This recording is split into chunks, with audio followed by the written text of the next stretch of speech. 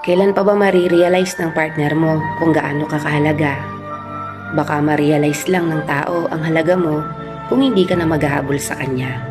Kung hindi mo na siya bibigyan ng tamang atensyon, oras at hindi mo na iiyakan.